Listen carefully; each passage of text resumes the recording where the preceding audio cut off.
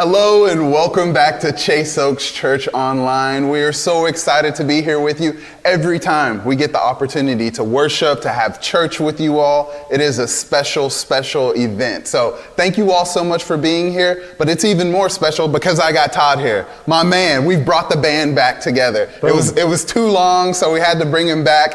Everyone, we have Woodbridge campus pastor here, Todd Bauman. Thank you so much for being here, brother. It's always good to connect with you, just to feel your presence. I don't get to hug you, but you know, the distance, there you go, the distance hug. How have you been, man? Man, I've been good. Been busy, been good, been figuring things out. And you know, you talk about connection, man. I've missed working with you. I missed all my online friends over here. You've just been doing an incredible job, just knocking it out of the park, and I love it. So thanks for letting me connect with you. And man, I'd love to talk right now just real quick about what connection looks like in this season. I don't know about you, Adrian, but it's different, right?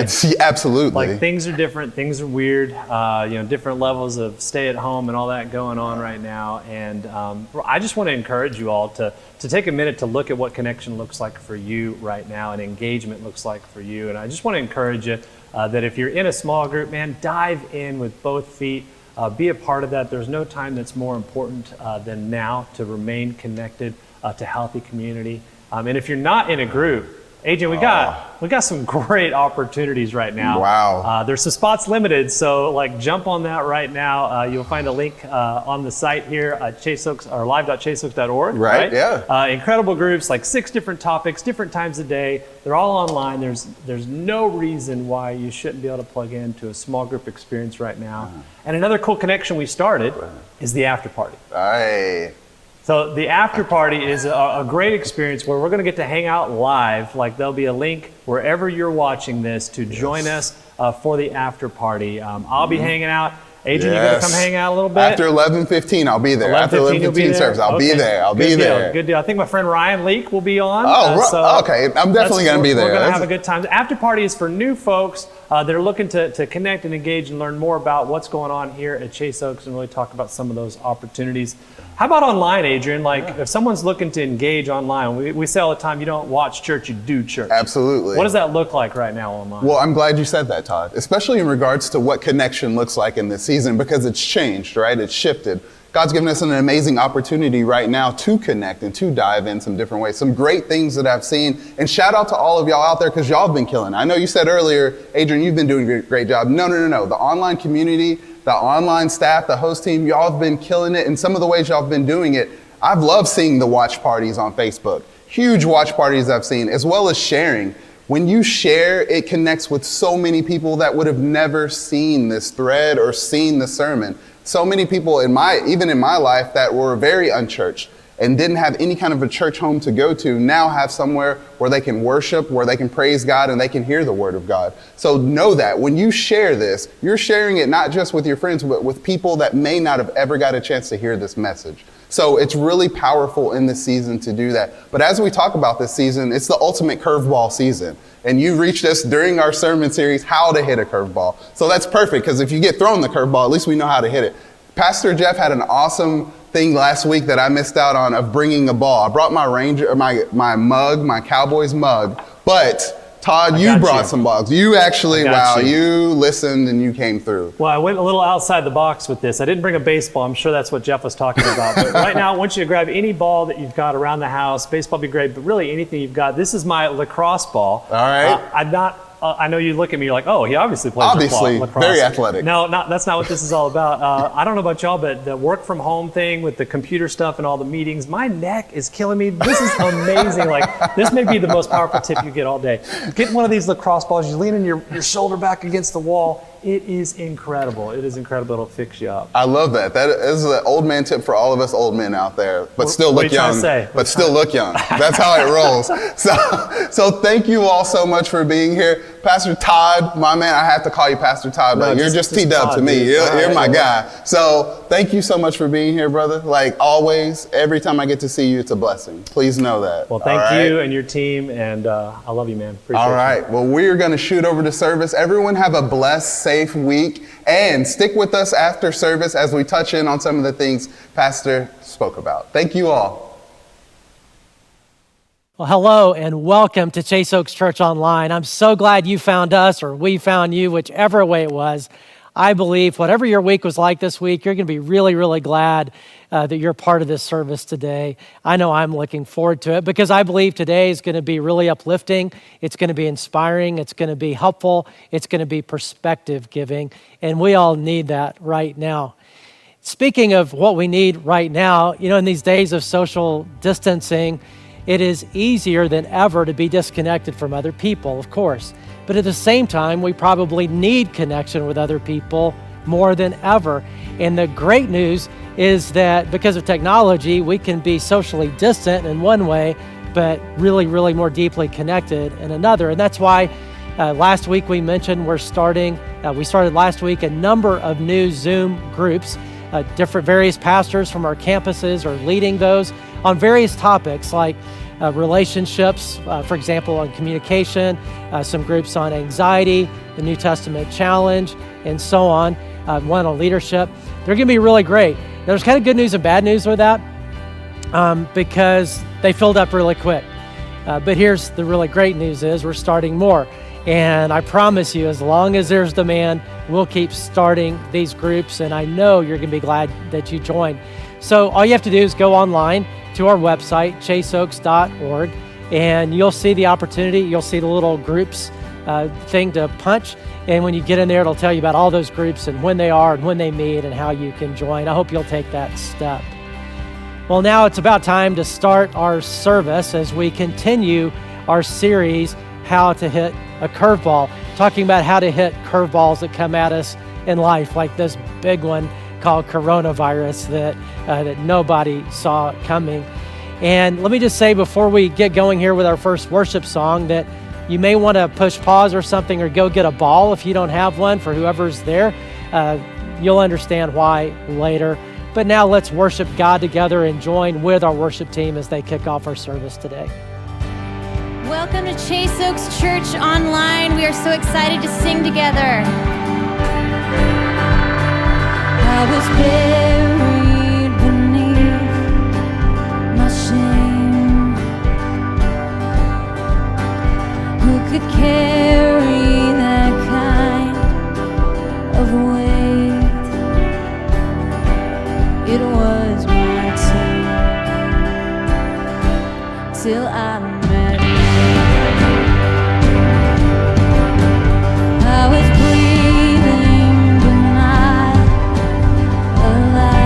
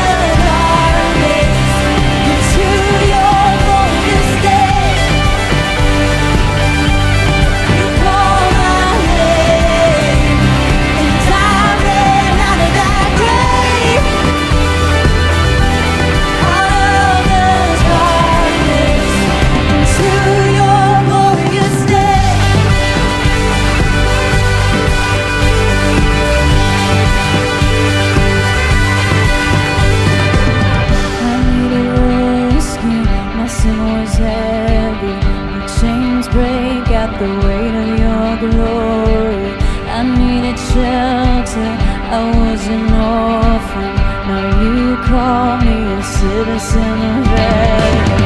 When I was broken, you were my healing. Now your love is the air that I'm breathing. I have a future, my eyes are open, 'cause when you call my name, sing it. I ran out of that grave, out of the darkness, into your glorious day. You call my name, and I ran out of that grave, out of the darkness, into your glorious day.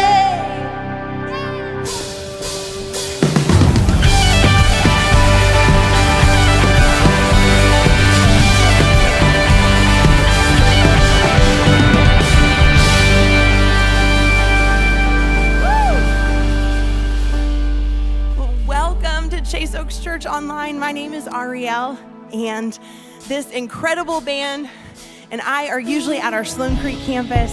We are so excited and happy to be here with y'all this weekend online. This next song that we're gonna sing together is actually based on Psalm 23, and it talks about how God, He is our guide, He is our protector, He is our provider, He is our comforter. And right now, when things all around us feel so uncertain, you know, I want us just to ask ourselves the question, where do I need God right now? And while we sing this song, let's take this as the opportunity to not only ask ourselves that question, but then tell Him where you need Him. Where do you need Him to provide? Where do you need Him to lead and to guide you in a decision? Where do you just need to feel His arms around you and feel His comfort? Let's tell Him.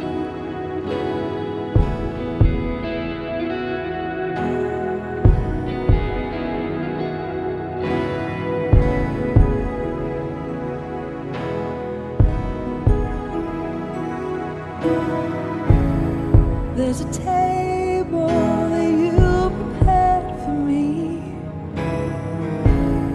in the presence of my enemies. It's your body and your blood you shed for me. This is how I find my battle.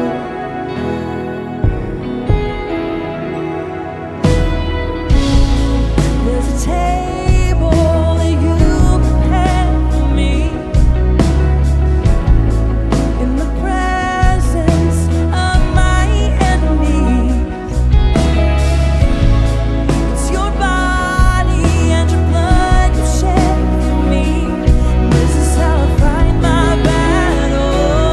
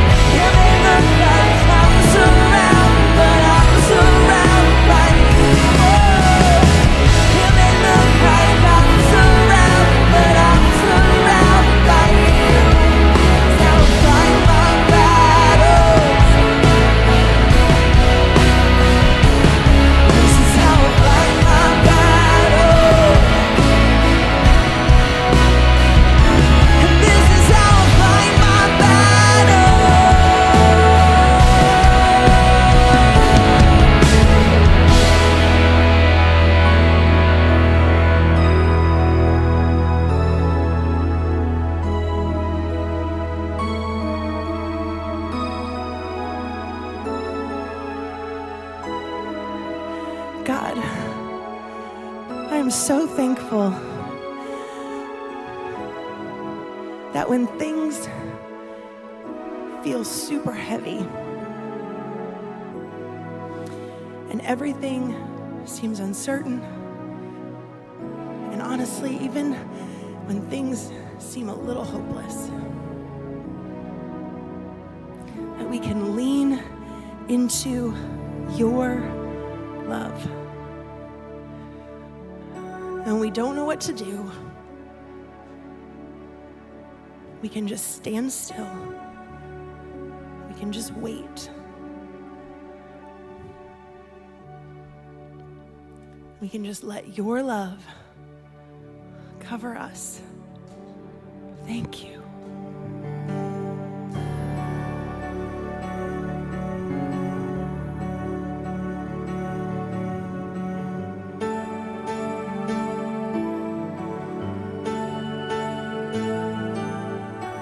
Standing here in your presence, in a grace so relentless, I am won by perfect love, wrapped within the arms of heaven, in a peace that lasts forever, sinking deep in mercy. See, I'm wide awake, drawing close, stirred by grace, and all my heart is yours. No fear removed, I breathe you in, I lean into your love. Oh, your love.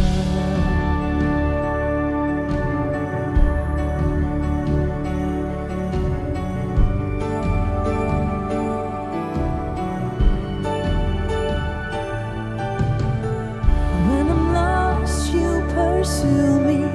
Lift my head to see your glory, Lord of all. So beautiful.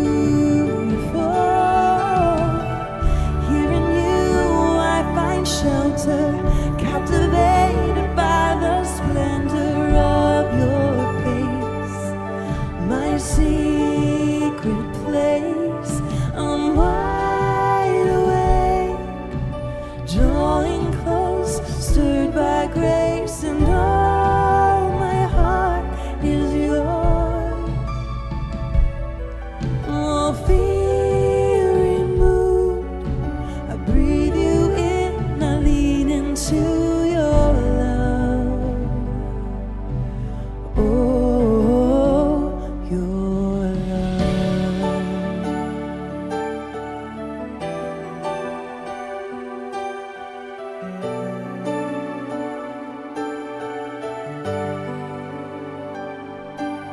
Your love so deep, it's washing over me.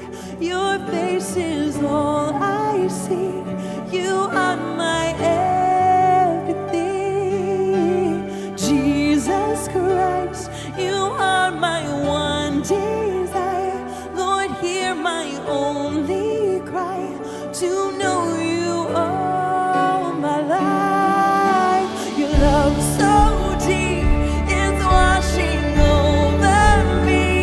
Your face is all I seek. You are my everything.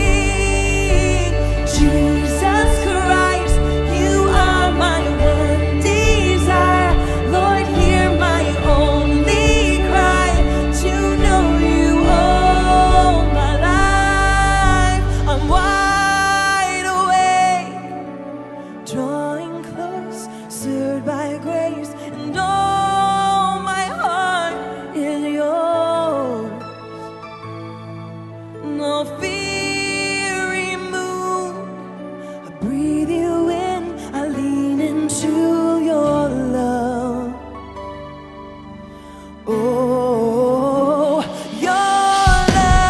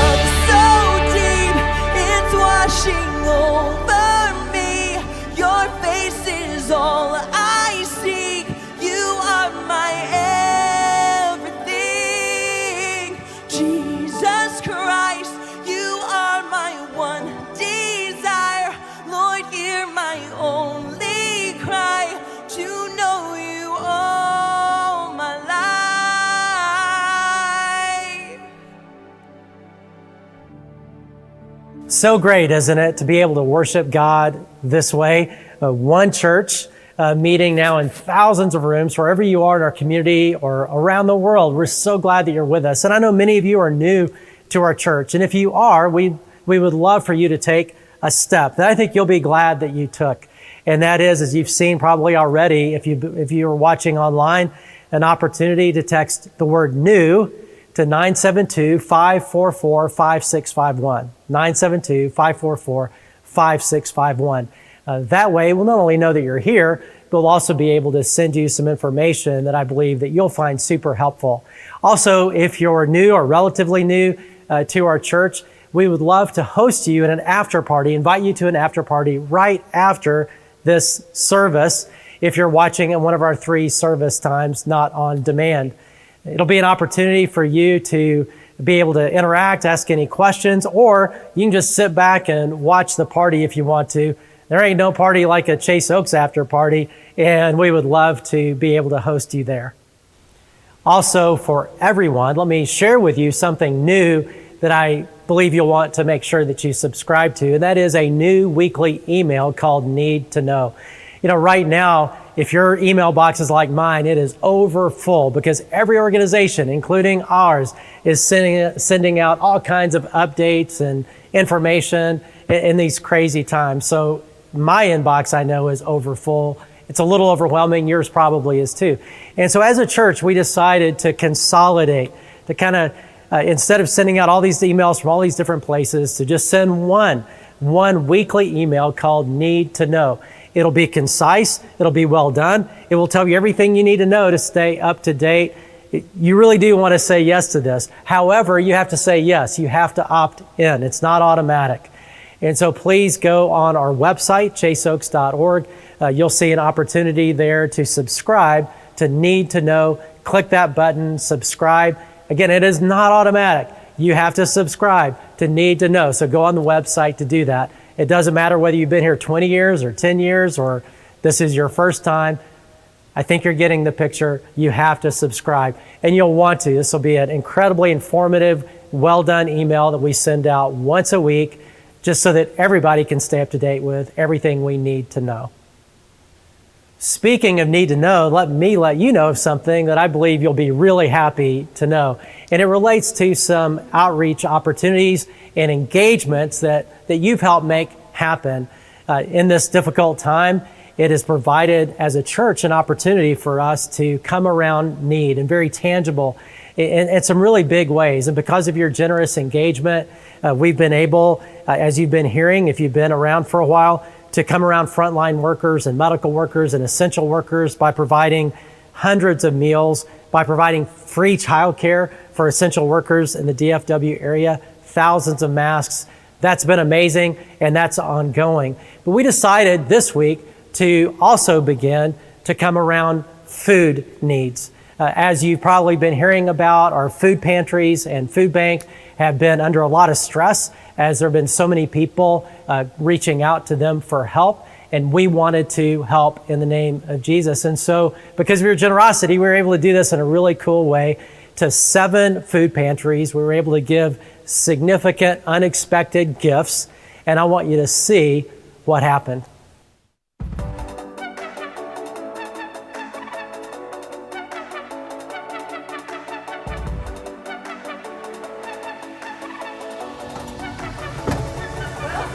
Hello from Chase Oaks. What's up, everybody? Chase Oaks, good to see you guys. I'm here at a Christian food pantry with Walt. He's the man. Thank you. There's a little check right there. $10,000. What? Isn't that little bit? There's a $10,000 check. And I'd love for you guys to do what you did. Here's a gift from us from our church.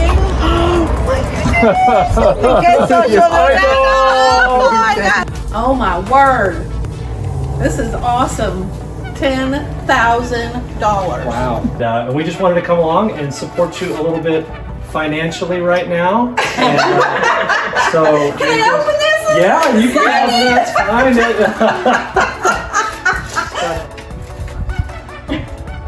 Wow. So, I know it's Aaron. So this is the check for $10,000. We also have an envelope, so just a gift right there that we would love to get you. The generosity of Chase Oaks and the people in our church are amazing. I can't say thank you enough. I just want to say thank you to every member of Chase Oaks, the pastor. Just thank you for who you are and what you are in our community. Together, that's how we win. How cool is that? And those gifts of $10,000 to each one of those food banks because they can get food for pennies on the dollar. You know what that means? That means that this week you help provide 210,000 meals with those gifts to people in need. 210,000 meals. Just think about that. And so thank you once again for your engagement. And for those of you who are giving financially to Chase Oaks, let me just say thank you for your ongoing faithfulness and your ongoing generosity. And I just ask that you continue to do so because the needs are big and we want to continue to rise to meet the needs as they come up and to be God's church for this time. And for those of you who maybe have not yet jumped on board in terms of giving, let me encourage you to take that step.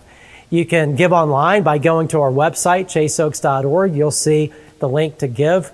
Or you can use the Chase Oaks app. But again, thank you for your ongoing generosity in this difficult time. Well, now it's time to get back to the church service. We have another worship song to go, bonus, and then we'll continue our series, How to Hit a Curveball. But even before then, get ready for this. You may need to push pause right now and go get a ball or an apple or something, because right before the sermon, after this next song, Steve Foster, the pitching coach for the Colorado Rockies, is going to teach us how to throw a curveball. So if you don't have a ball or something that you can use to learn how to throw a curveball with, let me encourage you real quick to go get one, push pause, come back, push play, and rejoin the service. As we not only learn how to throw a curveball, but Ryan Leake is going to give an amazing message to help us in week 3 of this series learn how to hit the curveballs that come at us in life. But for now, let's continue to worship God together.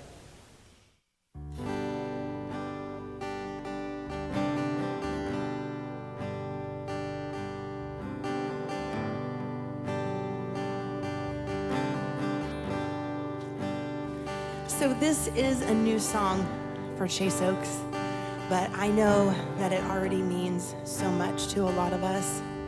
And it's such a great reminder of God's goodness and His mercy and His faithfulness. And so wherever you are today, you may want to just stand and sing and declare this at the top of your lungs. But I know that there are some of us who are going to want to just sit or kneel or lay down and just kind of take it in. So wherever you are today, and wherever you need God to meet you, my prayer is that He would do that and that you would recognize that and be able to feel that reminder of His goodness today.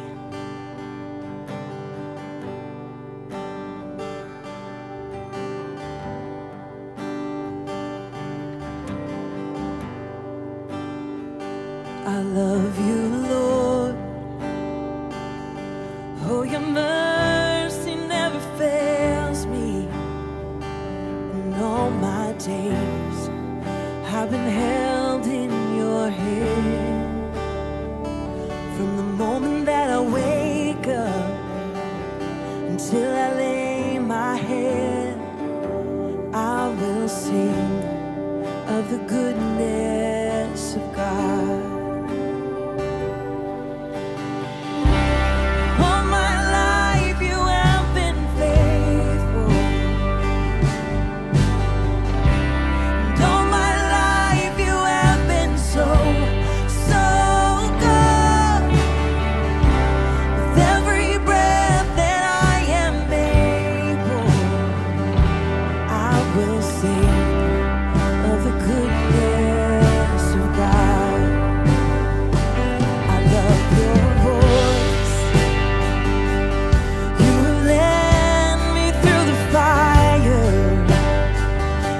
Darkest night, you are close like no other.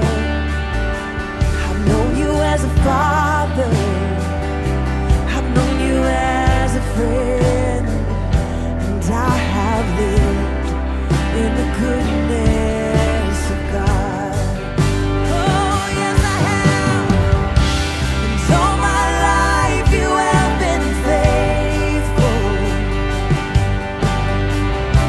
And all my life you have been so, so good.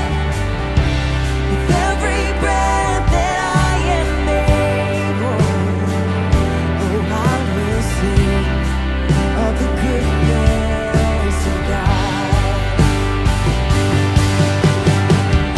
Your goodness is running after me. Your goodness is running after me. With my life laid down, I'm surrendered now. I give you everything. Your goodness is running after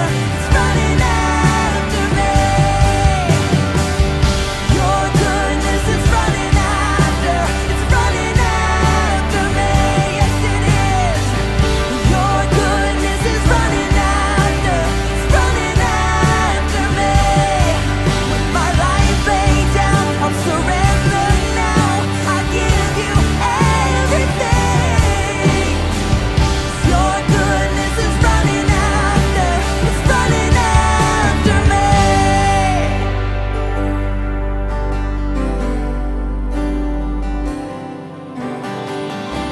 And all my life you have been faithful. And all my life you have been so, so good. With every breath that I am able, oh, I'm gonna sing of the goodness of God. Oh, I'm gonna sing. I'm gonna sing. And all my life you have been faithful. And all my life you have been so, so good. With every breath that I am able, oh, I'm gonna sing of the goodness of God. Oh, I'm gonna sing of the goodness of God.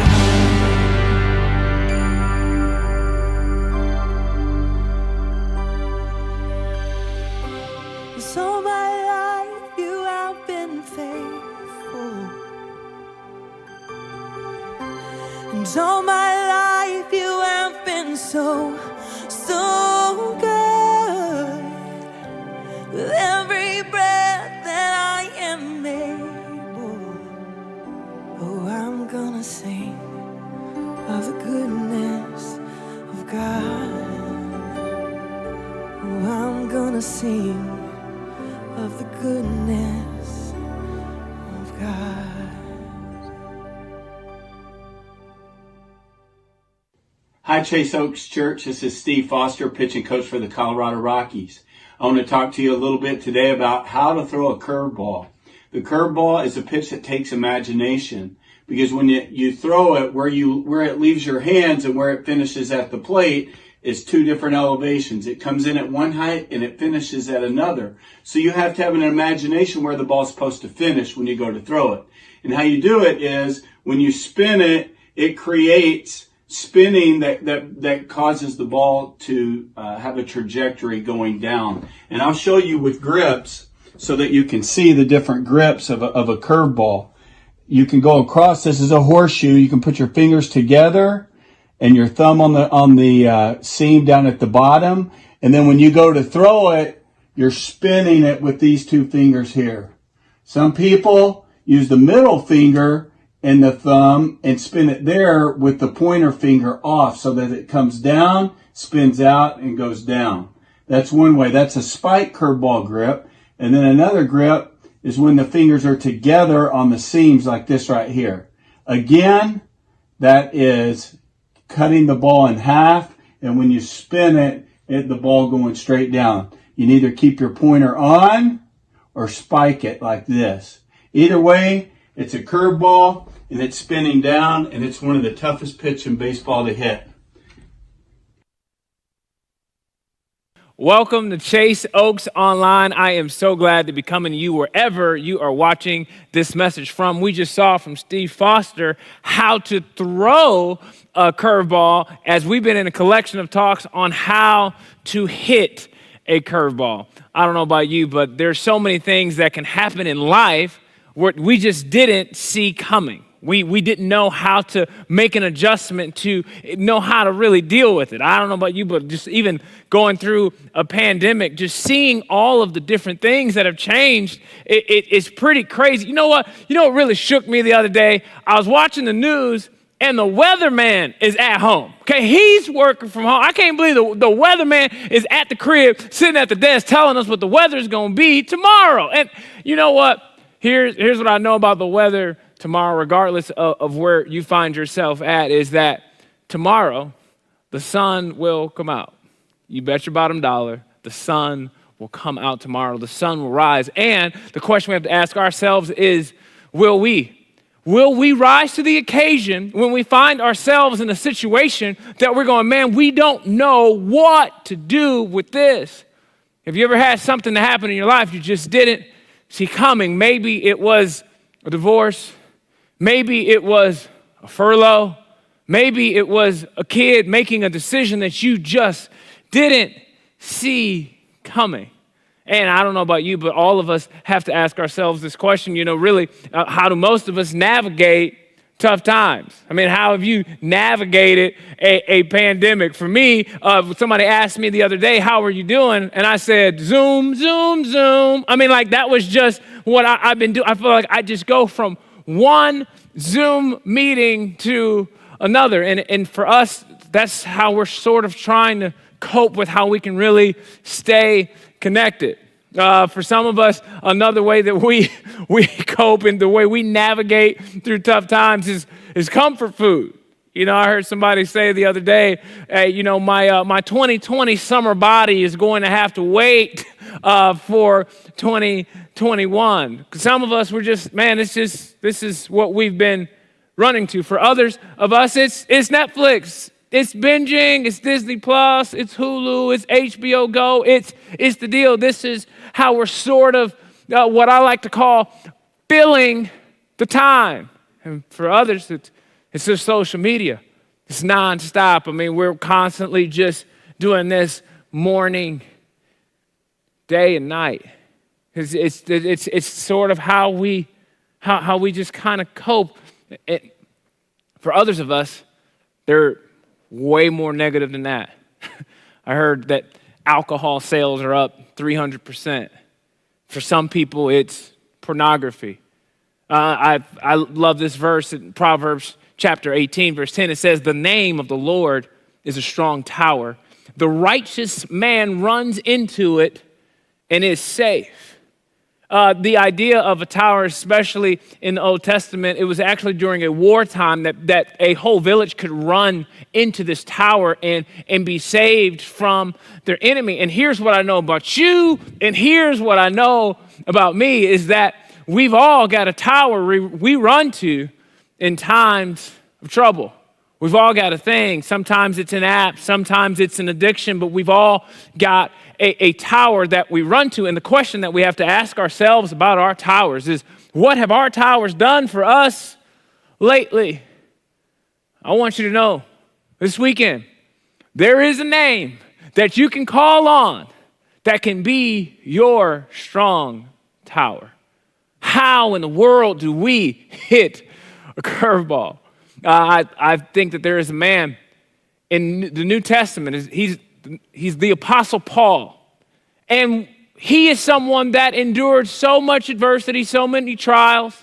And I believe he is somebody that we can learn from as to how to hit a curveball, how to hit something that we just didn't see coming. And a part of his story is found in 2 Corinthians. Now, for those of you that aren't familiar with the books of Corinthians, there's 1 Corinthians, where Paul is sending a letter to the church in Corinth, to Christians in Corinth, And they had a variety of issues that Paul addresses in 1 Corinthians. Now, that letter wasn't well received by some of the Corinthians there. And there were some naysayers like, Paul, whatever. And now there was a second letter that we don't see in Scripture that Paul also mentions. Most scholars believe that 2 Corinthians is technically the third letter to the Corinthians. Now, 2 Corinthians is split up into really three parts. The first 7 chapters are Paul reconciling his relationship with them to say, hey, I know things can go well in 1 Corinthians, but here we are in 2 Corinthians. Let's just get the love back. Let's rekindle some things. Then in chapters 8 and 9, this is Paul encouraging the Corinthians to be generous. A lot of the Corinthians had some success. They wanted to boast in some of their own accomplishments. But Paul's coming on the scene going, hey, you know what you should do with your accomplishments? You know what you should do with your success? Be generous. Be a giver. Give it away. And then he closes out this letter, chapters 10 through 13, with a challenge to all of the naysayers to say, hey, here's the deal. And this is the word he uses a lot in these last few chapters. He uses the word boasting. Because this was a group of naysayers that were bragging and boasting about their accomplishments. He goes, you want to play that game? I can do that game. And in 2 Corinthians chapter 12, verses 1 through 6, here's what happens. Paul's going, hey, if you really want to boast about something, I'm not trying to brag, but I was taken up to heaven one time, and God showed me some stuff up there. If there was anybody that could boast and brag right now, it would be me. Have you ever had that person that, they did the humble brag? They're like, listen, I don't want to tell you about my 4,500 square foot house, but you just told me, okay? That's how Paul is coming at them in 2 Corinthians chapter 12. He's going, hey, I was up there in heaven talking to God, showing me things you could never see, but I'm not going to boast about that. And then he says this, in verse 7, he says, so to keep me from becoming conceited because of the surpassing greatness of the revelations, a thorn was given me in the flesh, a messenger of Satan to harass me, to keep me from becoming conceited. This word harass, when it was originally translated, was the word buffet, which in Greek simply means to like a punching, a punch in the gut. And then he says this, 3 times I pleaded with the Lord about this, that it should leave me. Now, the sages of the ages have tried to make a whole bunch of conjectures. Scholars have debated for centuries what this could be. What is this thorn in the flesh? Some have made conjecture that it had to do with his eyesight and that was his thorn in the flesh. Others have said, it was epilepsy. And Paul, being very profound in his speeches and in his writings, that it would somehow be publicly embarrassing. We really don't know what this was. We really don't know what this thorn was, but we do know how he felt about it. Oh, and not to mention this, he says, a messenger from Satan. We're not just talking about this. He might be talking about a person. You ever prayed against a person? Lord, would you get rid of this person? Here's what we know. We know that this messenger kept harassing him. Even this word harass is originally translated as the word buffet, which in Greek it's this idea of a punching, a punch in the gut that Paul was consistently getting hit it. It was this thorn in his flesh, and we know how I felt about it. He went to God 3 times. 3 times he's going, hey God, could you deal with this? You know what perplexes me the most about this request from Paul to God? It isn't even the thorn in his side. It's not what he's saying in chapter 12. It's actually what he's saying in chapter 11. And remember, he is dealing with some naysayers, some people that are boasting about their accomplishments. And he's going, I got something for you. I'm actually going to go the other direction. I'm not going to boast about my accomplishments. I'm going to boast and have a conversation with you about some of the darkest days in my life. And here's when you see this list of what Paul endured, it's going to change everything, because here's what he says. He says, are they servants of Christ? I know I sound like a madman, but I have served him far more.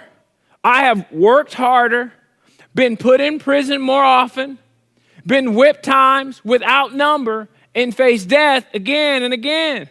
5 different times, the Jewish leaders gave me 39 lashes. You know, it was the Jewish custom that if you were given 40 lashes, it would kill you.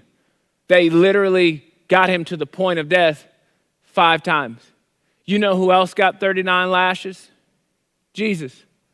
Paul is enduring so much persecution. Don't just think 39 lashes. Think 195. Oh, and guess who he got them from?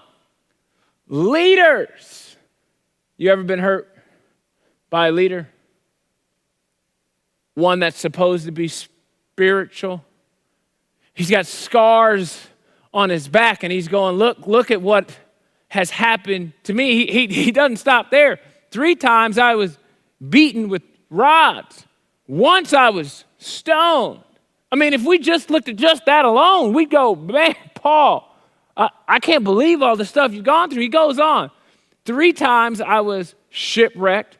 Once I spent a whole night and a day adrift at sea. I have traveled on many long journeys. I have faced danger from rivers and from robbers.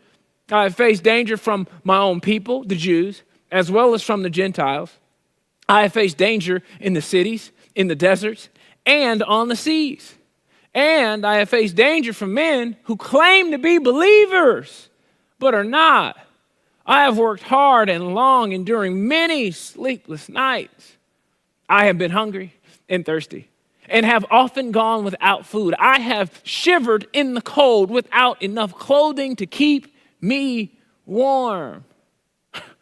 You know what I find interesting is, Paul, after all that you've been through in chapter 11, you were very specific in chapter 11, but by the time we get to chapter 12, it's a thorn in my flesh. I can't even tell you what it is, but I can tell you all about it in chapter 11. Have you ever had a prayer that you wouldn't even admit to your best friend? You wouldn't even dare say it out loud. I've got this friend who they would always pray at a certain tree. And they kept putting this tree on social media. And they'd say, hey, you know what? I love going running and going to this tree. And this is where I pray one of the deepest prayers of my life. I mean, literally, they would post about this tree for years. And we'd always be like, our group of friends would be like, well, what are you praying about? Like, what's going on at the tree? And eventually, we got to this place where we stopped seeing the tree on social media, and we kind of got concerned, like, hey, you seen the tree lately? I ain't seen the tree lately. What's going on with the tree? And a bunch of us were catching up a couple of weeks ago. I said, hey, what's up with the tree? And this is what they said. They said, I stopped going to the tree because the tree was the place where God told me no. The tree was the place of disappointment. The tree was the place where I pleaded with God much more than 3 times. And that was the place that God didn't answer my prayer. They had They had a thorn in their side that they were just going, God, would you take this away from me? I mean, I just find it amazing. Not just that Paul was specific in chapter 11 and vague in chapter 12, I find it interesting that whatever it was, he actually took it to God and didn't take any of chapter 11. He didn't go, God, please, could you get me out of this whole getting, 39 lashes thing on 5 occasions? God, could you do something about?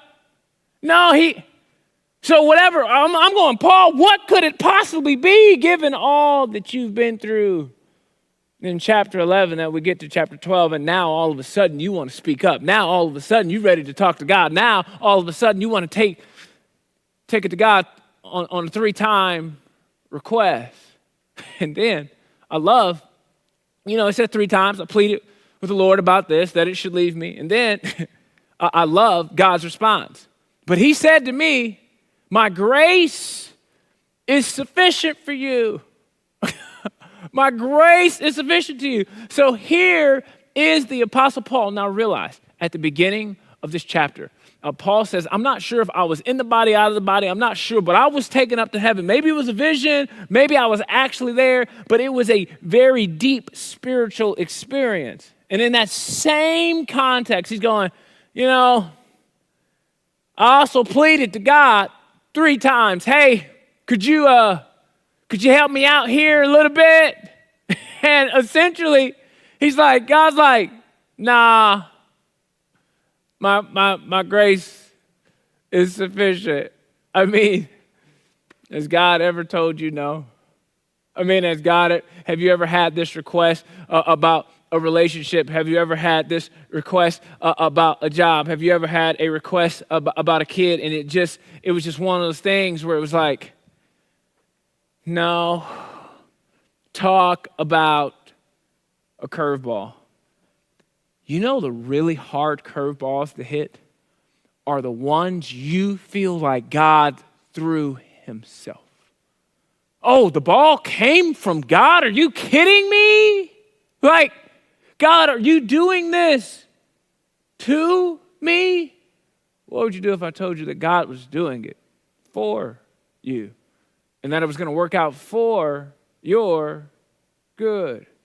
I mean, if anybody can make the argument to God, isn't it Paul? In my mind, Paul's having a conversation with God going, you know what? Did I not prove myself in 2 Corinthians chapter 11? Did I not prove my love and loyalty to you? Could you just help me out with this thing? It's going, no, I don't want you to get too, because see, I don't want you to get out of line. But what about this other, come on, Lord, 3 times Paul is pleading with God. And God's telling him no. What do you do when God tells you no? He says, my grace is sufficient for you, for my power is made perfect in weakness. My power is made perfect in weakness. It's as if God is standing on high and he's going, hey, Paul, I get that you're pleading for me to take this thing away from you, but let's go back to chapter 11. Hey, Paul, how in the world did you endure prison? Hey, Paul, how in the world did you find the strength to stand back upon your feet after having 5 occasions of being lashed 39 times? Hey, Paul, how did you deal with being adrift at sea for a day and night? Hey, Paul, how did you deal with those lonely, sleepless nights where you were homeless, outside, hungry, not knowing what to do? Hey, Paul, how did you start to love again after you had been robbed? Hey, Paul, how in the world did you find the strength and the grace to move on after not just going through a literal shipwreck, but feeling like your life has fallen apart? What in the world? Paul, how in the world did you get through that? His grace was sufficient for chapter 11. And if his grace was sufficient for chapter 11, his grace is sufficient to take him through chapter 12. I even think that the Lord has done us a favor by not telling us what it is in chapter 12. Perhaps it gives us each an opportunity to fill in the blank with our own chapter 12. Our thing. What's our thing? I want you to know this. Every single person, ladies and gentlemen, watching online, wherever you're watching from, hear me and hear me clear. His grace is sufficient for whatever you're going through.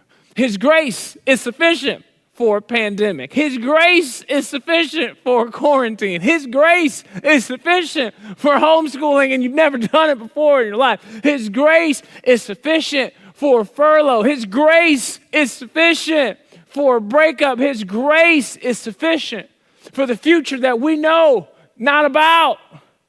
His grace will bring us home. And the same grace that brought maybe you through an actual Chapter 11 bankruptcy is the same grace that will carry you through in the future.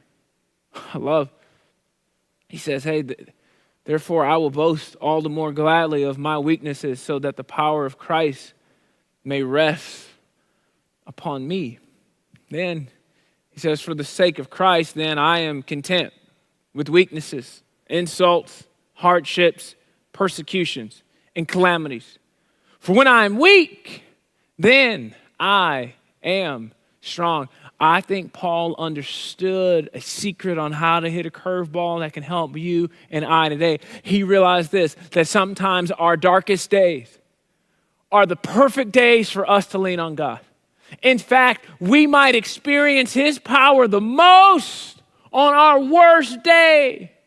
And some of us believe that our worst day is proof that God is far from us. But our worst day is our greatest opportunity to get closer to God and see his power like never before.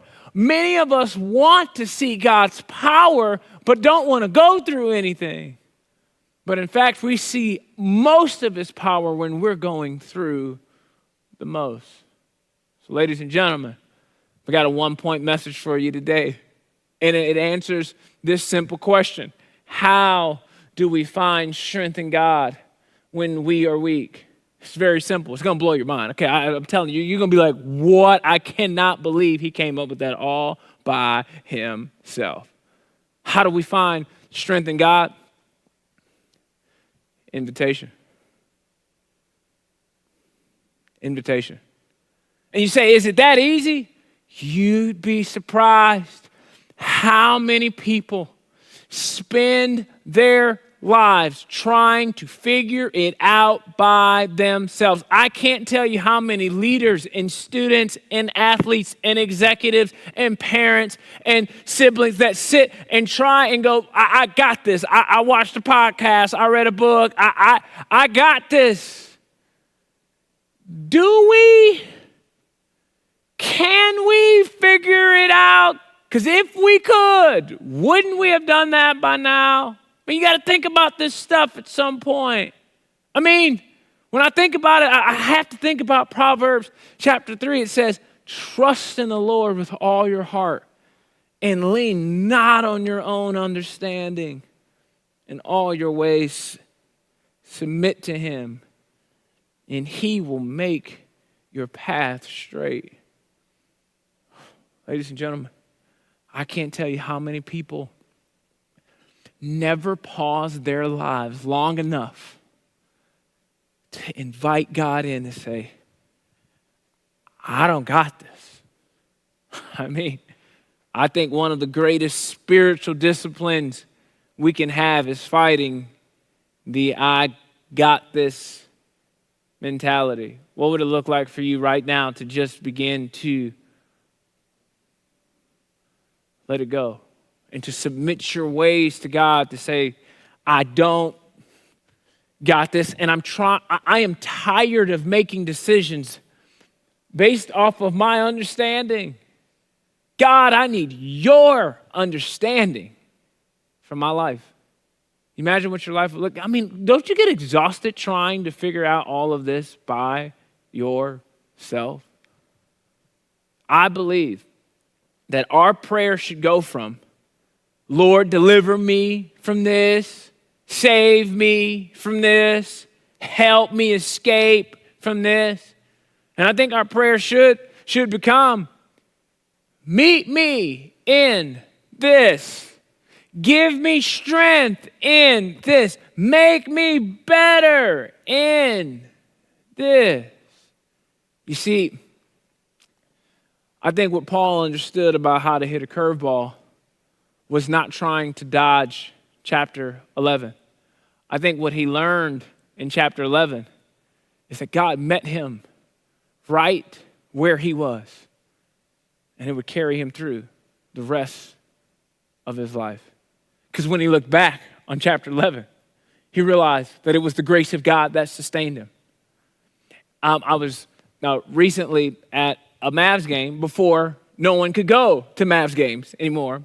And when I was at this game, I ran into an individual who had heard me preach before, and he saw me. He said, "Hey, you're Ryan Leake." I said, "Hey, man, what's your name?" And he introduced himself to me and his son. And he said, "Man, I really, really look up to you." I said, "Man, I appreciate you, man. That's cool, man. You excited about the game?" I always try and change the subject or something. And he's like, "No, man, for real. I really look up to you."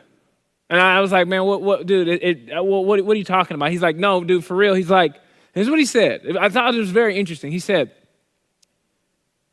"You're so strong." I'm like, "How do you know that?" You've seen me on a stage. We've never hung out. He goes, "No, I wish I had your strength. You seem like a strong man. I wish I had your strength." And I'm just sitting there thinking to myself, man, if only you knew that it wasn't my strength that you see ever on a stage or anywhere that you might, it's not mine. And what most people don't know is the very first time that I found God's strength was when my father had a stroke when I was in the 5th grade. I'll never forget it. I remember waking up at 3 a.m, and I don't know if you've ever had one of those moments where you wake up and you instantly feel something's wrong. And I felt that. I just felt like something was off, and I get up and I see that the light's on in my living room, and I'm like, "Where's everybody at?" And I go downstairs and I see an ambulance backing out of my driveway, and I see my 2 brothers and my mother praying in our living room for my dad to live. And I don't know, maybe they thought I was just too young to handle it. They didn't want to wake me up, and I woke up and I said, "Hey, what's going on here?" And then from that moment on, I knew that my life would be completely different than it was before. And all I can tell you is this, is God met my family in that living room. And then as we got into the morning, we went to the hospital and we're getting all of these different diagnoses, and we're just worried, and we're trying to figure out what life is going to look like from this point on. And guess what happened? God met my family in a hospital room. I could do this for a very, very long time. And what you would see if I began to tell you my full life story and I were to write it out in a book, what we would see is that God kept meeting me. God kept meeting my family in rooms, not to preferred outcomes, but he was our strength. And all I can tell you now is that age 33, when I look back on my life, it is the grace of God that has been sufficient for every season of my life. I found strength in God in 5th grade in the living room, just worried about what's going to happen to a little boy's dad. And God met me there, and he just keeps meeting me in rooms. My hope and prayer for each and every person watching this message is that you would invite God to the room, and that his grace would be sufficient for whatever season you find yourself in right now. And that God would meet you in your room, in your living room, in your kitchen, in your bedroom, in your office, in your car, wherever you are today. My hope and prayer is that each and every person would invite God in. Say, "God, I don't know how to handle what is going to change while it's in the air, but would your grace be sufficient for what I can't see coming? Would you do for me what you did for Paul in chapter 11 and in chapter 12, which is supply a crazy amount of your amazing grace over my life?" And here's what I believe for every single Chase Oaker, is that his grace will be sufficient for every season of your life and for every curveball that you try to hit. Can we pray together? Lord, I thank you so much for each and every person watching this message. God, I pray that your grace would be sufficient for every season that we're in. God, I pray that we would not make the mistake of not inviting you into our life, into our season. God, would you meet us right where we're at? Would you meet us in rooms that sometimes feel dark, and may your light shine brightest on our darkest day? Because this is what we know about how good of a God you are. The sun will rise tomorrow. And God, I pray that we would do the same. In Jesus' name we pray, amen. Hey, thank you so much for joining us today at Chase Oaks Online. We're going to have an after party right now. So if we haven't had a chance to hang out, you're about to get some instructions on how to join it via Zoom. Would love to talk with you about this message and just get a chance to meet you, praying for your families during this season, and praying that his grace would be sufficient in this season of your life, and that you would have a fantastic week. Mother's Day is next weekend, and so we got some special stuff for you then, so you definitely want to tune in for that. Until then, we will see and talk to you later. I'll see you in the Zoom. There's some instructions all around, and that's going to happen. Have a fantastic week. Welcome back. What a timely and powerful service. You know, I'm so thankful that y'all were all here to experience that. I'm thankful to be here as well. To hear I think about the curveball season, what it's been, if anything, powerful sermons and timely sermons for this season. But one thing I wanted to touch in, because I know you got to go quick. I got to go. The after party. Break us down on it before you jet off. Yeah, I got a party to throw right now. So you're the host. You might be wondering, why should I click this after party button? What is this after party thing all about? Let me just tell you real quick what it is. You're going to click that link. You're going to be in a Zoom room with myself and several other pastors up here at Chase Oaks. We're going to talk about what Chase Oaks is all about. I'll give you a little heads up, a little Chase Oaks 101 real quick. Right. And then we're going to be open for questions. Like you can ask a question about the message today. You can ask a question about our church direction on something. You can ask us what we think about social distancing. I don't care. You can ask us about anything going on in our church. We'd love to do that. We're going to have a game, a little contest, a little giveaway. And then we're also going to have some time for, if you want to stick around in that space, for some one-on-one prayer and interaction with some of our pastors here. That's awesome. Hey, that's all I got. We got more to tell you, but I got to get into the room right now. So I'm gonna head out. I'm gonna see you there. I'll see you there. I'll be there. I'll be there. I won't stand you up. All right, everyone. Well, thank you all so much for being here. As Pastor Todd just spoke about, the after party is an awesome opportunity. Please take advantage. It's very rare that you get to just interact and engage with so many different pastors, church staff. I love it. So I'm going to shoot over there right now. Join us for the after party. Have a blessed, safe week, everyone, and come back and see us next week. We love you guys. Thank you.